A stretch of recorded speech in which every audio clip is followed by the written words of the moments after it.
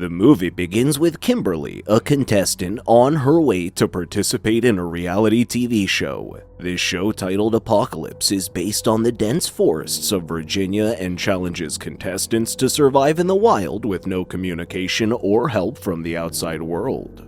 Immersed in a phone conversation with her manager, who's navigating her journey, Kimberly reaches a critical crossroads. Her manager instructs her to venture down the route leading to an old paper factory, an order she immediately follows. However, Kimberly's journey takes an unexpected turn when she accidentally collides with a figure on the road. The aftermath reveals a terrified Kimberly who steps out of her car to aid the victim. Unbeknownst to her, the victim belongs to a mutated, cannibalistic family that lives within these forests.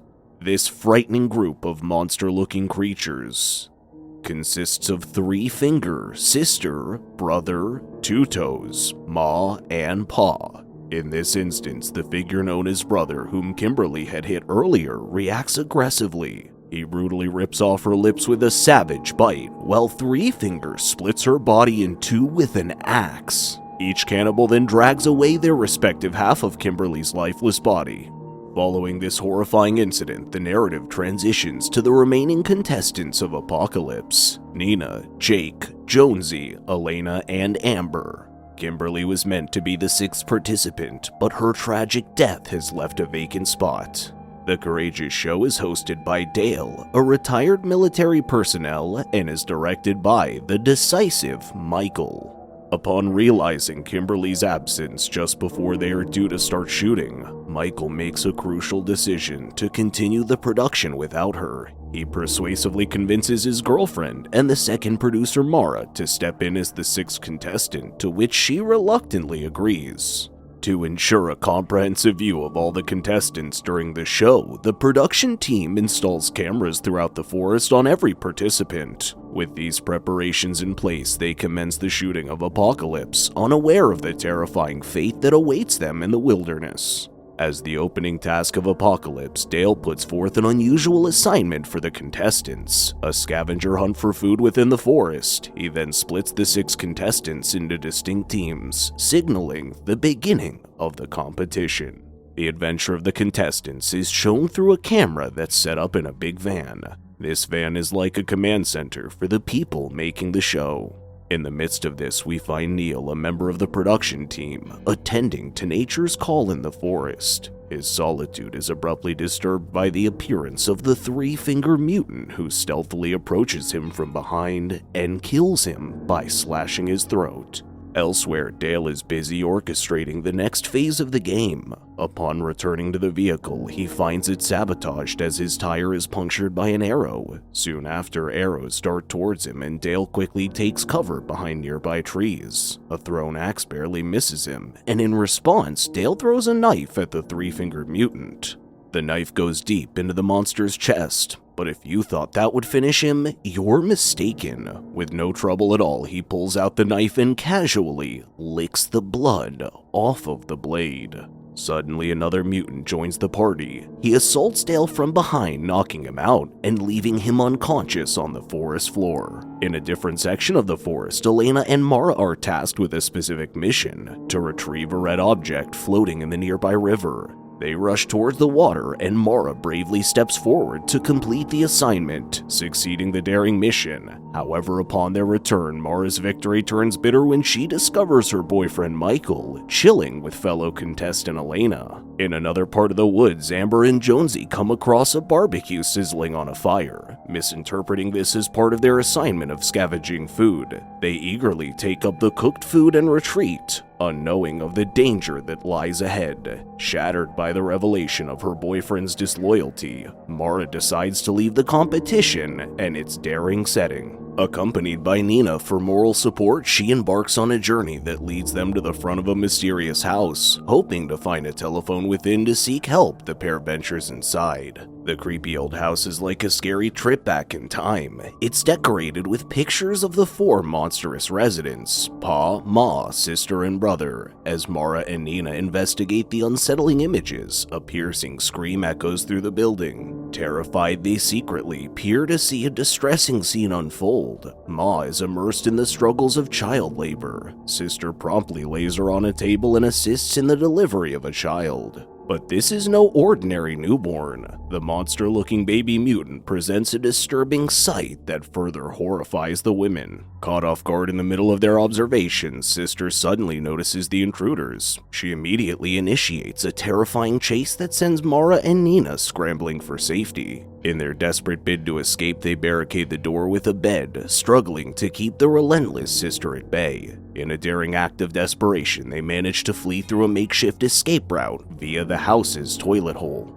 As they sprint away to save their lives, Pa unleashes an axe. The deadly weapon finds its mark, embedding itself in Mara's head. Nina, driven by survival instinct, continues her frantic escape while Pa calmly retrieves his axe from Mara's lifeless form and resumes his pursuit of Nina. Hiding in a secret spot, Nina tries to keep her fear in check and stay hidden. Her heart pounds as Ma arrives on the scene to pick up Pa in a truck. On the vehicle is the unfortunate Mara, her finger being casually chewed on by Ma.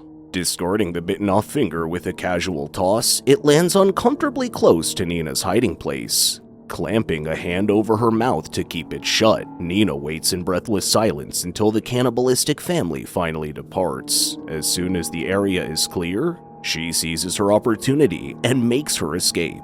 In a calm corner by the lake, Michael decides to retreat to their big van, leaving Elena behind to soak in the peace of her surroundings. Sitting alone by the lake, she enjoys the warm sun and the soft sound of the water, unaware of the danger hiding close by. From the bushes, Brother is watching her with a creepy sexual interest, and his nasty sexual self-satisfaction act is stopped suddenly by Sister's arrival. Brother's sexual interest in Elena makes Sister very jealous, causing her to attack him. Hearing the commotion, Elena gets scared. As she starts to get dressed, Sister decides to attack.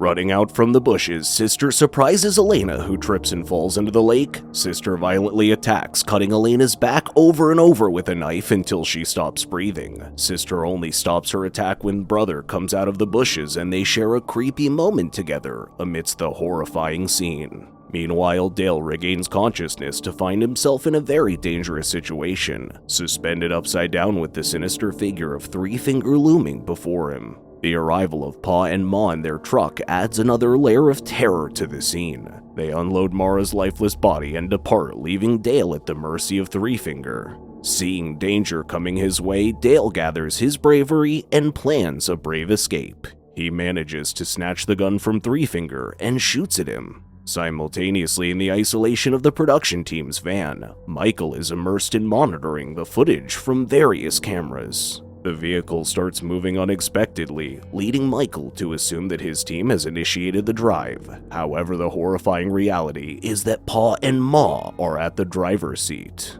In a chilling turn of events, Pa embarks on a savage assault on the unsuspecting Michael. Meanwhile, elsewhere in the wilderness, Amber, Jonesy, and Jake are innocently eating the barbecue that Amber and Jonesy had discovered earlier. As they enjoy their meal, a terrified-looking Nina arrives on the scene. She frantically shares her frightening experiences, which paints a horrifying picture of the reality they are facing. The situation takes an even more terrifying turn when they identify Kimberly's distinctive snake infinity tattoo on the very piece of meat they've been consuming. Realizing they've been cannibalizing Kimberly's body, they are seized with horror and immediately flee the scene. On reaching the production van, they find the area eerily empty. In a bid to escape the forest and seek help, they decide to head towards the old paper factory. They hope to find normal, non-mutated individuals who can help them. In a different location, Dale, having beaten Three Finger, embarks on a search for the remainder of his team. His journey leads him to a house which he cautiously enters. Within the creepy house, he encounters an elderly man. Dale opens up about the cannibalistic mutants, only to come to the chilling realization that the old man is their non-mutated father. The old man unfolds the tragic backstory of the mutants, revealing their origins lie in the unholy combination of inbreeding and exposure to chemical waste from the old paper factory. As the elderly man learns of Three Finger's death at Dale's hands, he turns hostile, enraged at the death of his son. quick thinking, Dale grabs a stick of dynamite, presents in the cabin, igniting it, and causing a massive explosion that tears the old man to pieces. Simultaneously, our group of 4 survivors is moving towards the old paper factory when they're shocked by a sudden scream echoing from the forest. They quickly realize that it's brother and sister hot on their trail. A confrontation is inevitable, leading to a desperate struggle. However, Nina, prioritizing her survival, decides to run away from the chaos.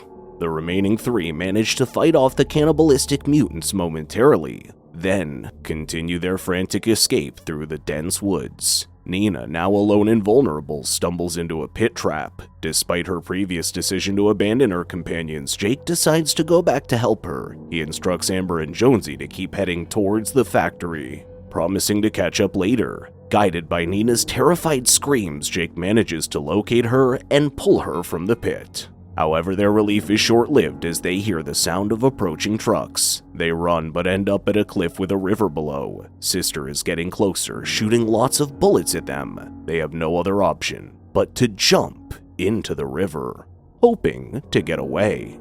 Elsewhere, Amber and Jonesy, who are running towards the factory, meet disaster. Jonesy gets caught in a sneaky trap, pulled off his feet, and lifted into the air by a rope. Trying to help him, Amber also gets stuck in the trap. To their growing horror, Pa and Ma show up. Pa first points his weapon at the helpless duo, but then, in a cruel kind of kindness, lets brother take the shot. Brother, happy for the chance, ends the two with a perfectly aimed arrow, bringing a scary end to their escape. After escaping their frightening chaser by jumping bravely into the river, Nina and Jake reach the old paper factory. They hope to find some normal life there, maybe even kind people who could help them in their scary situation. Little did they know, the factory is actually the home of the scary mutants they've been trying so hard to get away from. While exploring the creepy factory, they find signs of its dark past. They come across the bones of a small child, a scary discovery that shows the horrible history of this place. Seeing the bones of the innocent child scares Nina, and she wants to run away from this horrifying place. But Jake tries to stay brave and convinces Nina to stay. He reminds her of their friends, Jonesy and Amber, who are still missing. He hopes that they can all meet up at the factory as they had originally planned. Sadly, they don't know the terrible fate that Jonesy and Amber have met at the hands of the very monsters they are trying to escape from. As they delve deeper into the factory, they discover a collection of vehicles belonging to the mutants' previous victims, among which they recognize their own production team van. The high-pitched screams of Michael coming from the van shocks Jake and Nina, making them aware that their friend is in danger. These alarming sounds trigger them to act quickly, hoping to save their friend, but as they rush to aid Michael, they discover a chilling truth. Michael isn't inside the van. His screams were coming from a recorded video. The video reveals the horrifying moments of Michael's death. The mutants have manipulated the situation by using Michael's screams to trap Jake and Nina. This trick played on them draws them closer to the source of the sound, thinking they can save Michael. Suddenly, the mutants, the same ones responsible for Michael's death, appear out of nowhere. Catching Jake and Nina completely off guard, they knock them out. When they awaken, Nina finds herself bound with iron wire to a dining table while Jake is suspended in a hanging position. Nina is force-fed by brother, and Ma is seen casually throwing chunks of human flesh into a grinding machine. Meanwhile, Dale, having secretly infiltrated the factory, observes the scene from beneath an air vent. A slight noise from him alerts the mutants, initiating a frantic search for the intruder. Seizing the moment, Dale uses a dynamite arrow, causing a blast that kills brother and sister. Soon after, he frees Nina and Jake. Their moment of victory is short-lived as Ma and Pa are enraged by the sight of their dead children's clothes. In their rage, they attack. Pa aims an arrow at Dale, while Ma throws a sharp iron chain, wrapping it around his neck, resulting in death. Meanwhile, Nina makes a narrow escape from the factory. Jake, however, accidentally stumbles into the grinding machine room. Ma and Pa corner him, attempting to push him into the monstrous machine. Hearing Jake's distressed scream, Nina rushes back to his aid, returning the favor he showed her in the forest pit. She lunges into the room and bites Pa's neck in a desperate move. Jake pushes him into the grinding machine, managing to wound Pa, but not kill him. Ma pulls him away from the grinding machine. Seizing the moment, Nina pulls a lever, triggering a log that strikes Ma and Pa, pushing them into the grinding machine. They are instantly reduced to fragments. Nina and Jake then quickly get into their vehicle and drive off. As the movie concludes, a shocking revelation awaits us. Three Finger is still alive. Dale's gunshot didn't kill him as initially thought. The movie wraps up with a disturbing scene of him presenting Mara's finger to the creepy newborn. This suggests Three Finger's evil intentions of raising a new army of these cannibalistic mutants. Thank you so much for watching. Please don't forget to like and subscribe, hit that notification bell, and we'll see you in the next one.